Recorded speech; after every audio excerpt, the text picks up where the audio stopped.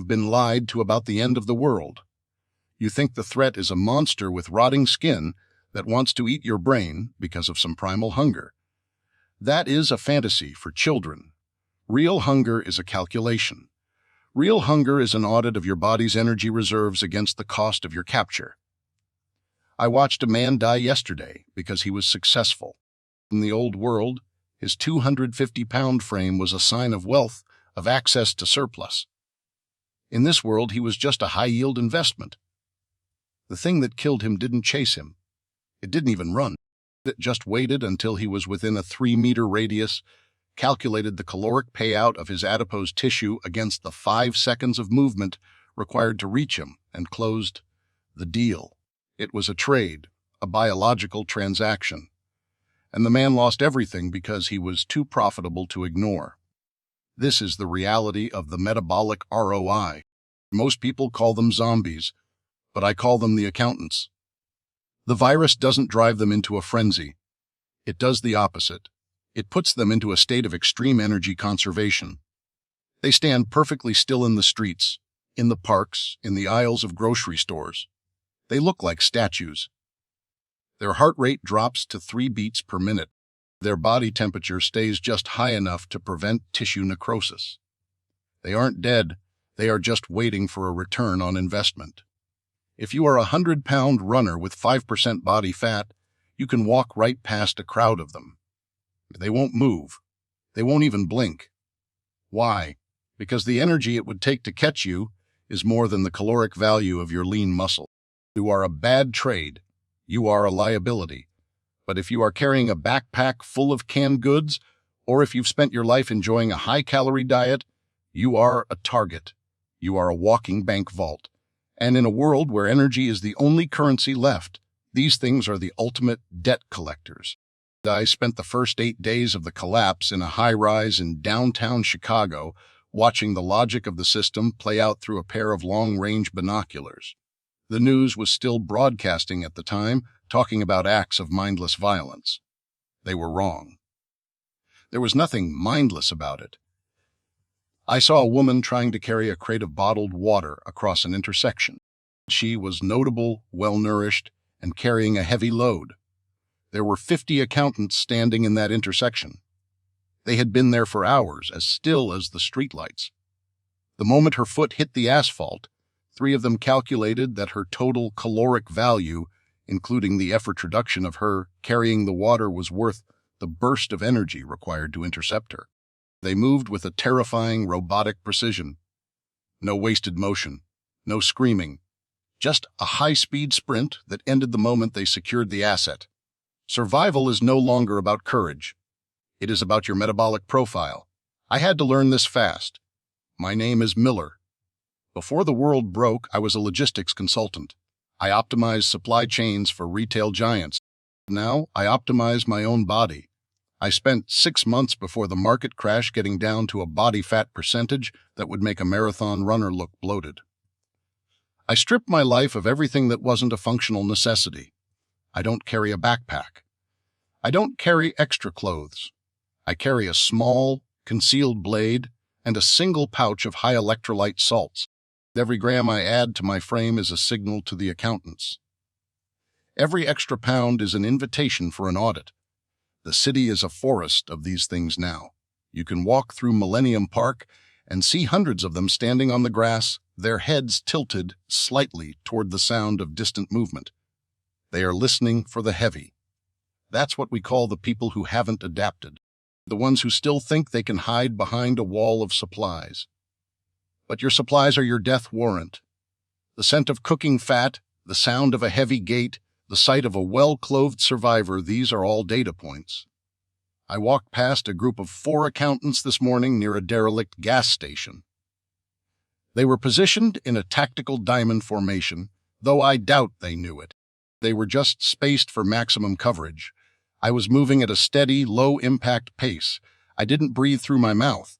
I didn't let my heels strike the ground. I was a ghost. I passed within 2 feet of one. I could see the frost on its eyelashes. I could smell the stale air in its lungs. It didn't move. Its internal ledger told it that I wasn't worth the 300 calories it would take to lunge. I was a zero-sum target. But then I heard the sound of a bike. A kid, maybe 16, was pedaling down the street about 50 yards away. He was wearing a heavy winter coat and a backpack that looked like it was stuffed with textbooks or food. He was breathing hard. His metabolism was spiking. He was a beacon of high-value energy. The 4 accountants near me didn't growl. They didn't signal to each other. They just pivoted. At once. Their internal computers hit the execute button. They didn't run like athletes. They ran like machines with an unlimited power supply, because, for them, the kid was the battery. I didn't stay to watch. I didn't try to help. Helping someone in a metabolic ROI environment is the fastest way to become a co-signer on their debt. If I had moved to intervene, my own heart rate would have spiked, my caloric output would have increased, and I would have become a profitable target myself. That is the hardest truth you have to accept. In this world, empathy is a luxury that costs more than you can afford to pay. If you want to stay alive, you have to be invisible to the accountants. You have to be an empty account. I made it to my cache near the river. It's a small, underground crawl space I lined with lead and acoustic foam. It isn't a bunker. It's a blind spot. I don't store food there. I store information. Maps of the city's caloric zones. I've mapped the parts of the city where the high-value targets were most likely to congregate, the wealthy suburbs, the luxury high-rises. Those areas are now red zones. They are densely packed with the most efficient accountants because the return on investment in those neighborhoods was historically high. Do go into a red zone, and you are dealing with predators that have been well-fed and have plenty of stored energy for long-duration chases. The green zones are the slums, the places where people were already starving before the virus hit. There's no profit there. The accountants in the green zones are weak, slow, and mostly inactive. They aren't worth the risk, even for them. That is where I do my scavenging. I look for the things the accountants don't care about. Tools, knowledge, specialized hardware. I don't look for food. I hunt for the ability to stay thin. But the system is changing. The accountants are getting smarter, or perhaps the virus is refining the algorithm. They've started to realize that individual targets are becoming scarce. The low-hanging fruit is gone. The people with the extra weight, the people with the big pantries, they were liquidated in the first month. Now, the accountants are starting to group together.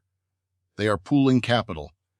I saw it for the first time yesterday near the old Sears Tower. A group of about 200 were standing in a massive circle, their ears all pointed inward. They weren't waiting for a target to walk by. They were creating a sensitivity net. By pooling their sensory data, they can detect a heartbeat from blocks away. They are waiting for a whale, a organized group of survivors with a significant resource base. They aren't just hunting individuals anymore. They are looking for a corporate takeover. I have to get out of the city. The urban environment is becoming too efficient. The cost of living here is getting too high. I've heard rumors of a zero-calorie colony out in the plains, a place where everyone is as lean as a bone, and they live on synthetic nutrients that the accountants can't process. I don't know if it's real. It sounds like a myth people tell themselves to keep from walking into the nearest statue just to get it over with. But I have a plan.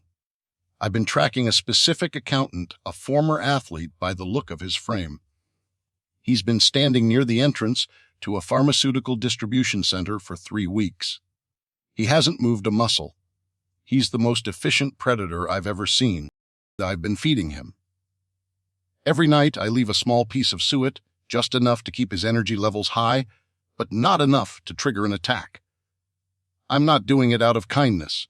I'm doing it because I need him as a distraction. There is a team of collectors coming into the city from the north. I saw their scouts. They are well-fed, well-armed, and they are carrying a lot of gear. They are a massive ROI. When they hit that distribution center, my investment is going to wake up. He's going to be the most energized, most capable predator in the sector. While he's busy liquidating their assets, I'm going to slip inside and take the one thing that actually matters in a world governed by a metabolic algorithm. I'm not looking for medicine. I'm looking for the audit logs, the research notes from the lab that created this mess. Because if I can understand the math of the virus, I can find the tax haven. I can find the place where the accountants can't see the profit in our existence. You think this is about monsters. You think this is about survival. It isn't. It is about the final, cold reality of the human condition. We are all just energy. We are all just data. And in the end, the only question that matters is, are you worth the effort? I'm looking at my hand right now. I can see the bones. I can see the veins. I am highly efficient. I am a remarkably poor investment. And that is the only reason I am still alive to tell you this. Stay thin. Stay silent. And for the love of everything, don't carry more than you can afford to lose. Because the accountants are always watching the ledger. And they never ever forget a debt. I'm hearing a sound now. It's not the wind. It's not a car. It's the sound of 1,000 statues exhaling at the same time. The whale has arrived. The market is opening. I need to move. Not because I'm afraid, but because the cost of staying still is about to skyrocket. The rumble of the approaching trucks isn't just a sound.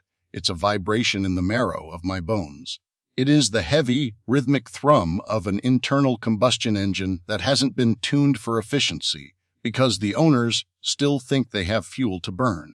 To a man like me, a man who has lived on a deficit for months, that sound is obscene. It is a loud, flashing sign that says, wealth. It is a beacon for every accountant within 5 miles. I'm perched on the 3rd-floor fire escape of a derelict tenement, watching the intersection of Wells and Wacker. The whale has arrived. They call themselves Vector Solutions. I know the branding from the old-world private security, high-end extraction. The kind of guys who get paid to make problems go away for people who don't have to look at their own bank statements. They are rolling in 2 armored Bearcats, reinforced with steel plating that adds another 3 tons to their weight.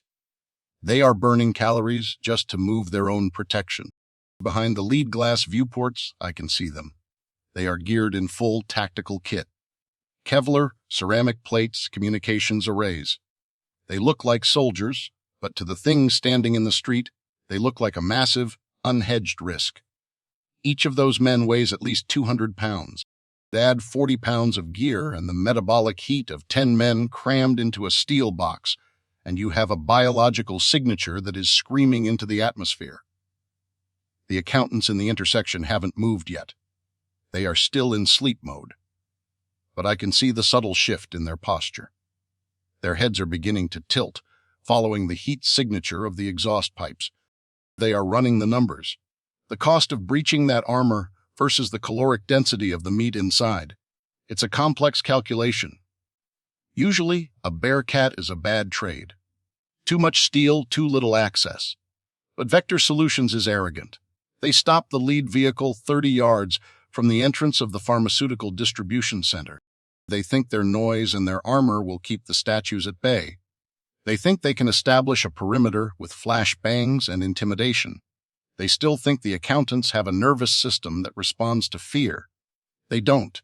They only respond to the ledger. The doors of the Bearcat hiss open. 4 men step out. They are moving with a high-energy tactical gait, high knees, rapid head turns, weapons at the ready. Every movement is a metabolic expense. Their heart rates must be at 140 beats per minute. Their sweat is carrying pheromones and heat into the air, creating a thermal plume that the accountants can probably taste. I look at my athlete, the accountant I've been feeding at the entrance. He is different from the others. Because of the suet I've been leaving him, his body hasn't entered the deep hibernation of his peers. His eyes aren't clouded. His muscle fibers are primed. He is the only asset on the street with a positive energy balance. The moment the Vector lead man shouts a command, the athlete executes. He doesn't snarl. He doesn't growl. He just accelerates from 0 to 40 miles per hour in a span of 3 seconds. He doesn't waste energy on a frontal assault. He maneuvers. He uses the momentum of his own mass to strike the lead man in the side, bypassing the ceramic plate. It isn't a fight. It's a liquidation. The lead man is down, and the athlete is already at his throat, not to eat, but to disable the primary source of noise. The other 9 men in the Bearcats panic. They start firing. Muzzle flashes light up the street, and the sound of 5.56 rounds hitting the pavement echoes off the glass buildings. This is the market crash. The sound of gunfire is the ultimate stimulus package. It tells every accountant in the sector that the whale is active, stressed, and vulnerable. The statues in the intersection wake up. It is a terrifying sight to see 100 bodies go from absolute stillness to maximum output in the same millisecond. They don't run toward the men. They run toward the noise. They swarm the Bearcats, not with the erratic movements of a mob, but with the efficiency of a demolition crew. They jam their limbs into the wheel wells. They climb the armor to find the ventilation intakes. They are looking for the thermal leak. While the street turns into a chaotic audit of Vector Solutions' life insurance policies, I move. I drop from the fire escape and hit the ground in a crouch. I don't run. Running is an expense I cannot afford. I move with a low-profile, high-efficiency slide, staying in the blind spots created by the debris. I reach the side entrance of the distribution center. The athlete has cleared the path. He is busy with the man in the tactical gear, a predator enjoying his dividend. The door is locked with an electronic keypad. In the old world, I would have needed a code or a hack. In this world, I just need a screwdriver and the knowledge that the building's power is running on a low-voltage emergency circuit. I bypass the solenoid and the door clicks open. The air inside is cold, stale. It smells like ozone and floor wax. This facility was one of the primary hubs for Project Aegis, the government's attempt to stabilize the population during the first month of the virus. Everyone thought they were making a vaccine. I knew better. Logistics experts don't look at vaccines. We look at the distribution of austerity measures.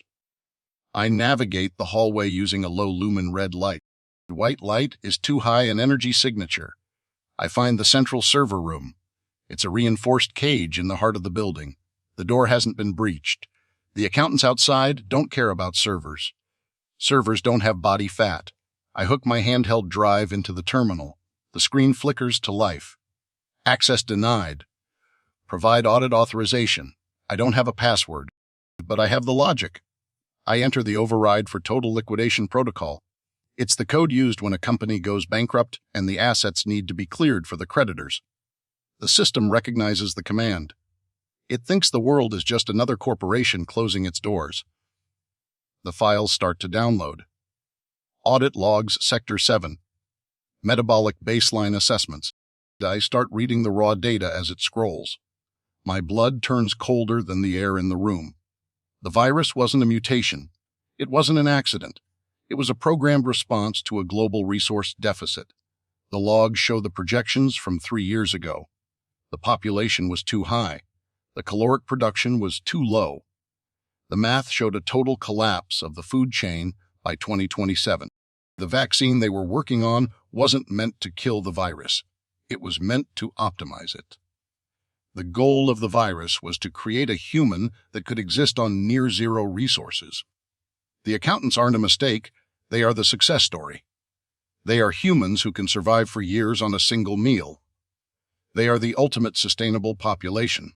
But the audit logs show something even worse. There was a second phase, a re-entry protocol. The virus was designed to target the high-value targets first, the people with the surplus. Once the surplus was cleared, the virus was supposed to enter a dormant phase where the accountants would slowly starve and die off, leaving a planet with a manageable population and plenty of resources for the shareholders, the people who had the tax haven codes. But something went wrong. The virus evolved its own algorithm. It didn't stop at the surplus. It started calculating the ROI of the shareholders too. The whale outside. The Vector Solutions team, they aren't here to save the data. They are here on behalf of a client who is currently trapped in a bunker somewhere, realizing that their tax haven is actually a death trap. The virus has identified the bunkers as the highest density caloric reserves on the planet. The accountants aren't just standing in the streets. They are migrating. They are moving toward the high security zones. They are following the trail of the most expensive people on Earth. I look at the progress bar. 80%, 90%. Suddenly, the building shakes. The sound of the explosion is muffled by the concrete, but the vibration tells me a bear cat has just been detonated. Vector Solutions is desperate. They are using thermite to clear the street. That is a massive thermal event. It's like ringing a dinner bell for every accountant within 10 miles. I need to get out. But the logs show one more file. Project Zero Sum, the off switch. I open it. It isn't a chemical formula. It isn't a frequency. It's a location. There is a facility in the rural plains of Nebraska, a cold storage site. It's the place where the original biological key is kept. If you can introduce that key into the environment, it resets the virus's algorithm. It makes the accountants stop calculating ROI and starts making them expend energy. It forces them to move until they burn through their reserves and die. It's a hyperinflation event for the biological market. I pull the drive 100%. I turn to leave, but the red light of my lamp hits the corner of the room. There is an accountant standing there. He didn't make a sound. He didn't move when I entered. He was standing behind a server rack, perfectly still. He is wearing a lab coat. His name tag says Dr. Eris. He is looking at me. Not with the blank stare of a statue. There is a spark in his eyes. A flicker of recognition. He isn't in sleep mode. He is observing. He looks at the drive in my hand. He looks at my thin, skeletal frame. He runs the numbers. Merk, he says. The voice is like the grinding of dry stones. It is the first time I have ever heard an accountant speak. The debt cannot be cancelled. He doesn't lunge. He doesn't attack. He just stands there blocking the only exit. He isn't a predator right now. He is a risk manager. He knows what is on that drive. He knows that the key will end the sustainable population. He is the protector of the new economy. Outside, the screaming of the Vector team has stopped. The noise has faded. The whale has been liquidated. The street is silent again. I have a decision to make. I can try to fight him, but he has 3 times my muscle mass, and he has been standing still for months. He is fully charged, or I can find another way. I look at the server room. There is a fire suppression system. Halon gas. If I trigger it, it will displace the oxygen. I have a small emergency breather in my pocket. He doesn't. But triggering the system is a massive noise and thermal event. It will bring every accountant in the building to this room. I look at Dr. Eris. He is waiting for my move. He is calculating my burn rate. You're right, doctor, I say, my voice steady despite the adrenaline. The debt can't be canceled, but I'm about to file for Chapter 11. I reach for the manual override on the wall. I am about to make the loudest sound in the city. I am about to become the most expensive target in the sector. This isn't about survival anymore. This is about creative destruction. The market is about to crash, and I'm the one pulling the plug. The sound of the halon release isn't a bang. It's a sharp, pressurized hiss that feels like the air is being sucked out of your soul. In a closed environment, halon doesn't just put out a fire, it deletes the oxygen. It's the ultimate audit of a room's atmosphere. I jammed my emergency breather into my mouth, a small 3-minute canister of compressed air I'd been saving for a moment of total system failure. This was it, Doctor. Eris didn't flinch. For a second, I thought the virus had made him immune to the basic laws of biology. But then I saw the logic of his frame begin to buckle. Even an accountant needs oxygen to maintain his observe mode. His chest didn't heave. He didn't gasp. He just stood there, his metabolic sensors trying to calculate a way to breathe in a room full of inert gas. I didn't wait to see the result. I shoved past his massive, unmoving bulk, hitting him with my shoulder like a hammer against a stone pillar. He was heavy, solid, a mountain of stored energy that couldn't find a spark. I burst through the server room door and into the hallway. Behind me, the alarm was screaming. It was a high-frequency, ear-piercing tone designed to alert the building's security. In the old world, it meant get out. In this world, it meant dinner is served. Every accountant in the distribution center was currently pivoting toward my location. I could hear the floorboards groaning as dozens of statues shifted from zero to peak output. I hit the side exit at a dead sprint. This was a massive caloric expenditure. I could feel my heart rate spiking to 160. My internal ledger was flashing red. I was burning through my last reserves of glucose, becoming a high-value target with every frantic stride. I reached the street, and the sight was a nightmare of biological efficiency. The Vector Solutions bear cat was a smoking wreck. The whale had been gutted. Then the street was alive, not with a mob, but with a synchronized pack. They weren't running in a straight line, they were cutting angles, flanking the noise of the alarm. I saw my athlete, the one I'd fed suet, standing on top of the bear cat. He looked at me. He didn't lunge. He recognized my metabolic signature. I was a zero-sum asset. I was too thin to be worth his time. I didn't look back. I grabbed a mountain bike I'd stashed behind a dumpster, a lightweight, carbon fiber frame with no extra weight. I began the transit out of Chicago. The move from the city to the plains is a lesson in the geography of hunger. You think the open road is safe. It's a trap.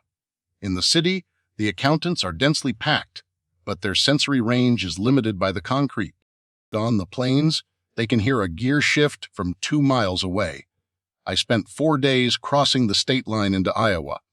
I moved only during the hours of twilight, when the thermal contrast between a human body and the cooling asphalt is at its lowest. I survived on a diet of synthetic protein paste bitter, gray sludge that has the caloric density of lead, but tastes like nothing. I kept my body fat at a razor-thin margin. I was a skeleton on a bicycle, a ghost, moving through a landscape of abandoned combines and frozen cornfields. The dust accountants of the rural zones are different. They don't stand in circles. They lie flat in the fields, covered in topsoil, waiting for the vibration of a heavy vehicle. They are landmines. I saw a group of survivors in an old school bus try to make a run for the border on day 6. They thought they were being smart, armored, and fast. They hit a stretch of Highway 80 near Des Moines. The ground literally rose up. Dozens of accountants who had been buried for months erupted from the soil. They didn't chase the bus. They threw themselves into the radiator. They jammed their bodies into the axles. They used their own mass to stop the movement. Within 10 minutes, the bus was a stationary reserve of meat. I watched from a ridge, my pulse steady, my breathing shallow. I didn't feel pity. I felt the cold comfort of a man who knows how to read the market. Those people were subprime. They were over-leveraged on hope. I reached the Nebraska border on day 9. My frame was starting to fail. My ribs were visible through my shirt like the bars of a cage. My cognitive functions were slowing down. I was entering low-power mode. But the facility was in sight. The Kearney cold storage site. It looks like a windowless concrete blockhouse sitting in the middle of a dead wheat field. No fences. No guards. The government knew that the best security for a site like this was the surrounding desert of hunger. As I approached the main gate, I saw the net. Hundreds of accountants were standing in a perfect 300-meter perimeter around the facility. They weren't moving. They were spaced exactly 5 meters apart. It was a biological firewall. They weren't guarding the building against intruders. They were guarding the key inside from being used. I realized then that the virus wasn't just an algorithm for survival. It was a defensive mechanism for the elite. The shareholders who had designed this mess didn't want the market to reset until they were ready to buy back in at the bottom. They had programmed the accountants to protect the off switch. I was out of options. I couldn't sneak past a net this tight. My metabolic signature was low, but at this range they would sense my heartbeat. I sat in the tall grass 500 yards out and looked at my drive. I looked at my last pouch of protein. I had enough energy for one final push. Then I saw the movement from the south. A migration. Thousands of accountants were walking across the plains. They weren't sprinting. They were moving at a steady, energy-efficient pace of 2 miles per hour. They were coming from the coastal cities. They were following the data. They were the collection agents heading for the ultimate reserve. The shareholders had made a mistake. They thought they could control the accountants with an ROI algorithm. But the accountants had realized that the most high-value targets weren't the people on the streets. It was the people who had built the bunkers. The migration was headed for the Kearney site because it was the most caloric-dense location on the map. This was my market opening. As the thousands of migrating accountants hit the perimeter net, the logic of the system broke. The perimeter guards had to decide protect the site or liquidate the newcomers. The newcomers had to decide breach the site or ignore the guards. It was a hostile takeover. The noise was deafening. Thousands of bodies colliding, the sound of bone hitting concrete, the wet thud of biological machines engaging in a massive zero-sum war for the last remaining energy. I moved. I didn't use the bike. I crawled. I stayed low, moving through the blood and the dust, becoming a part of the static. I reached the maintenance hatch on the north side of the blockhouse. The door was a heavy, reinforced slab of titanium. I plugged my drive into the external port. Audit authorization total liquidation. The door hissed open. The interior of the Kearney site is a cathedral of glass and steel. It's cold, deeply cold. The key isn't a liquid or a virus. It's a sequence, a series of hormonal triggers stored in a biological printer. I reached the central hub. My legs were shaking. I had to lean against the console to keep from falling. I looked at the screen. Project Zero Sum initiate hyperinflation? I hesitated. I looked at the audit logs one last time. If I hit that button, I wasn't just killing the accountants. I was killing the human race as it currently existed. The key would force every human infected with the virus, which was everyone, to expend their entire caloric reserve in a 48-hour window. The accountants would wake up. They would run. They would scream. They would move until their hearts exploded. And the survivors, the thin ones like me, we wouldn't have the energy to survive the transition. The hyperinflation would burn through the world's remaining resources in a flash. But if I didn't hit it, the accountants would eventually finish their audit of the planet. They would find every bunker. They would eat every shareholder. And then they would stand still in the silence of a dead world for 1,000 years. I thought about Dr. Aris. I thought about his eyes. He wasn't a monster. He was a solution. A cold, efficient, sustainable solution to a problem we couldn't solve with politics or kindness. But I'm a logistics man, and a market that doesn't move is a dead market. I hit the button, execute. The sound that came from the facility wasn't a noise. It was a frequency, a low, vibrating hum that pulsed through the ground, through the walls and into my own blood. Outside, the screaming began. It started as a low murmur and rose into a deafening roar. Thousands of accountants were waking up. They weren't hunting anymore. They were just expending. They were running in circles. They were jumping. They were fighting the air. Their internal governors had been removed. Their ROI was now infinite. I sat on the floor of the hub and watched the monitors. The thermal signatures on the map were turning from blue to white hot. The energy consumption of the planet was spiking. I looked at my own hand. My pulse was racing. I could feel the heat rising in my chest. The virus in my own blood was receiving the command, burn. I opened my last pouch of protein and threw it across the room. I didn't need it anymore. I felt a strange sense of peace. I had finished the audit. I had closed the books. The human race had spent centuries trying to accumulate, trying to hoard, trying to grow. In the end, our final act was a massive, glorious waste of energy, a 48-hour party before the dark. I am Miller. I am a logistics consultant, and I have just overseen the most successful bankruptcy in history. I closed my eyes. The sound of the world outside was a beautiful, chaotic noise. The market is closed. The debt is paid. The lights are going out. And for the first time in a long time, I am not hungry.